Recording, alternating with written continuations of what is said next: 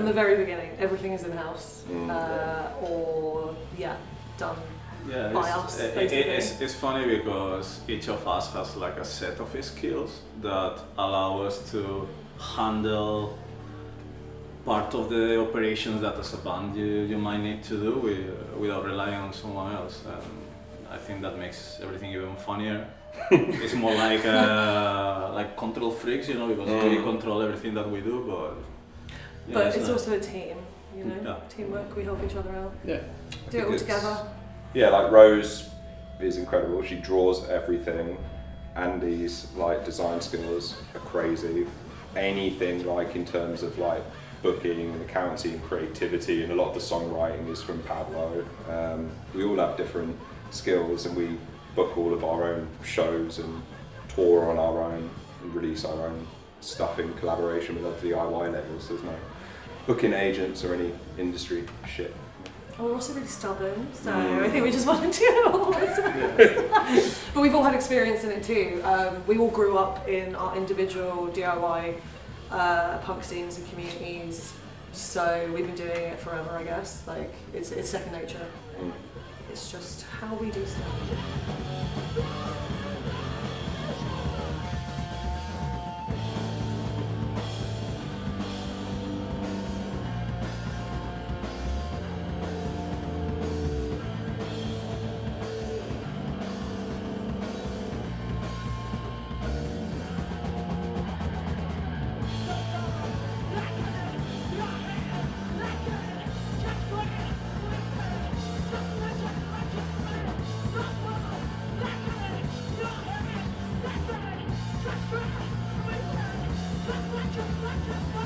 It's a difficult balance because obviously we're like different no production people. value is what I thought. It's difficult because I think for a lot of us, like, we've been in different like hardcore bands for Christ, some of us for like over 20 years at this point, and you're not trying to always look back, but you're also negotiating a world where like hardcore is largely digital. So we have to balance of our ability to get it out there on platforms that are accessible without teaming up with shitty people. So we don't do anything on Spotify, for example. We don't use other streaming stuff other than Bandcamp, where people are either able to pay what they want for the digital, or they can listen for free. Or they can listen to free. Yeah. So we make our own shirts. We draw the shirts. We make them. We sell them ourselves. You post them. Yeah.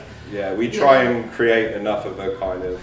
You did the website. Yeah. Andy's done the layout for all the records and all the merch and so much stuff. Yeah, I think that the only thing that we miss is to record ourselves, but Yeah. I think that's not going to happen, unfortunately. The cost involved in having all that stuff is just crazy. So yeah. But you know, we record here in Walthamstow with Ben at Pulse, and like, you know, he does Ben from Fosbury. Yeah, he does so much stuff in the community. Like, it's you know, Hoodstock. about as close as you Hoodstock. can be to doing it with someone who shares all the exact same values that you do. Yeah.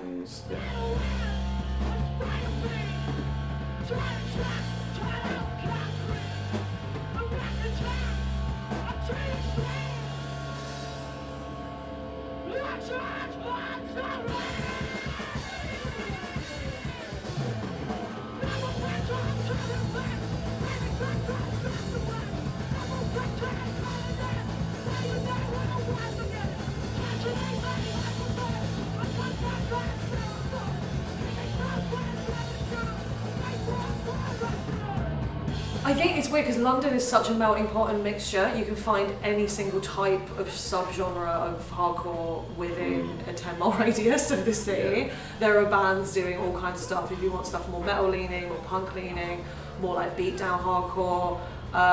We sort of have been floating around all these different kinds of shows. We played like heavy mosh shows, we've played like indie shows, pop punk shows, screamo shows, any type of like bill, we've kind of been put on it, like, and it kind of works. We're happy to do that. We're like not soft enough and melodic enough to play like the emo shows, but not heavy and fast enough to play like all the mosh shows and stuff like that so often. Alas, my hate breed support slot will probably Yeah. never happen. It's a cliche thing. But I think it's weirdly the thing that hopefully makes it at least somewhat representative of this part of London is probably the fact that we're all people who have lived in all sorts of different communities, or in like Paolo's case, completely different countries. We've all lived in all over the place, and we've just, because of how London works, we've stumbled across each other in the same part of London and have been able to do stuff together, which I think ironically is probably more... Like we were all friends before the band. Yeah, and then we've just ended up here together, which I think is probably more London than anything weirdly in a weird That's a good way. point, Yeah. We all knew each other through so many different strands of living in the city, and then we've come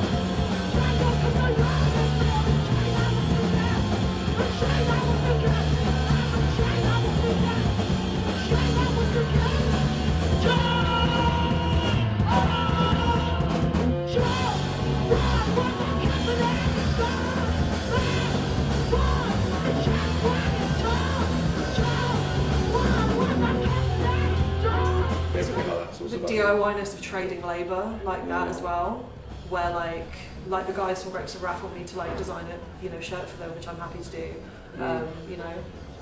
And it's like It's an ecosystem. Absolutely, yeah. I think that's the hard thing about DIY stuff. Is like obviously we all make mates with people at shows and stuff. I think the big thing is that sense of collective and individual responsibility being part of a DIY scene. So I think it's that thing where we'll meet people like Kuba and Chris who do Grapes of Wrath and that, but that's not just a friendship that happens to be someone you have a drink with at a show. It's like, that's people you collaborate with. Those are the people who put in the graft to actually bother to put on DIY shows. You trade skills together, you trade design work, illustration work. We'll play stuff with them, we'll try and help, hopefully like being more involved in helping them organise stuff in future. So I think, without sounding really boring, I think the big thing with a lot of DIY stuff like that it's not just friendship, it's being willing to collaborate and put some work in. I just think it's like having like same values and having like a common goal. You don't even need to be like close friends, because many times with a friendship comes like the nepotism and you become like a closer club, and it's just more like same values, keeping the traditional values of hardcore and punk, upgrade them, welcome new people that might be into that, and at the end organically becomes this, you trade labor, the labor that is being needed to do. Labor is in quotations. To be Skills needed, is probably because better. at the end everyone has like the same goal. There's like grow the community, push forward, like keep helping bands to play, keep helping communities, like doing charities or benefits for causes that represent not only the people in hardcore punk, but also probably the society. The local community. I think we it's play those, mostly fundraisers.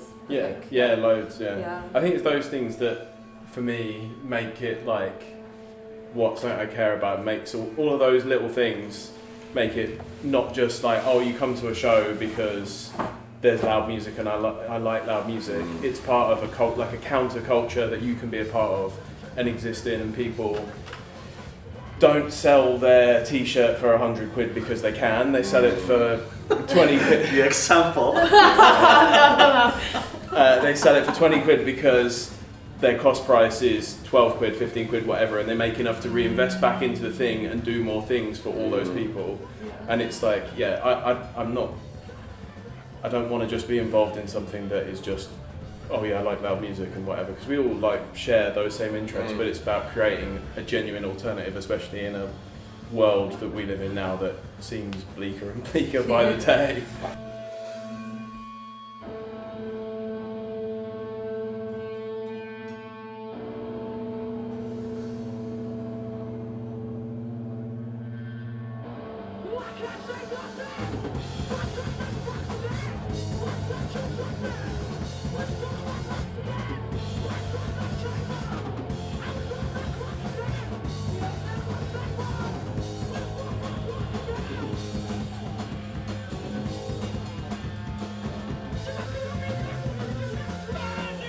I think counterculture is like the big thing I try to cling to in terms of my thinking. I think how we tend to think about music and being involved in hardcore is that there's a difference. There's definitely more of a wave of acceptance of this, of hardcore really just being seen as some kind of subgenre of heavy music, right? Whereas I think for us, we feel in that tradition and of pushing forward the idea that we're not building a corner for ourselves, we're building an alternative scene, alternative way that's separate from the music industry. It's not just some subsect or a heavier corner of it, it's a counterculture, not just a subculture we all hide away in. We actively don't want to make a living off it. That helps, in it. Yeah. Well, it's anti-industry. Yes, because it doesn't have a bearing on, we don't want to play fucking Wembley Stadium even if that exists anymore. It's not the goal at all. Do it ourselves. I mean, we've had small goals that we've achieved, in these different steps as we go on, like the demo, then the record, then the first tour. Playing in the squat in Rotterdam. Which was incredible. And then the Spanish tour. Yeah, I just think that I don't understand some people that go professional, because at the end there is a business into that. Yeah. Not my thing, because I find that I would lose totally the appeal, of doing songs or doing stuff like, because I suffer in my job in the day to day, and I like the job that I do. But having to work for money to achieve like some means, you have like an extra pressure that it doesn't allow you to enjoy. And imagine working in music also, with that might be like a terrible business. Absolutely. I will totally hate music, and music is one of the things that keep me moving in the day to day, and I find like a very pleasant art. So I don't want to lose that. It's a bit romantic. I think I play music. I I do it to get away from work. I don't want to make it my work. Yeah.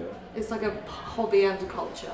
Yeah. A personal set of ethics, a hobby, and also, I don't know, at this point in our lives, it's also very important social time with friends. Yeah. Well, we have Punk Christmas now, don't we? Punk Christmas is Yeah. lovely. Yeah. We went and did karaoke for my birthday. That's lovely.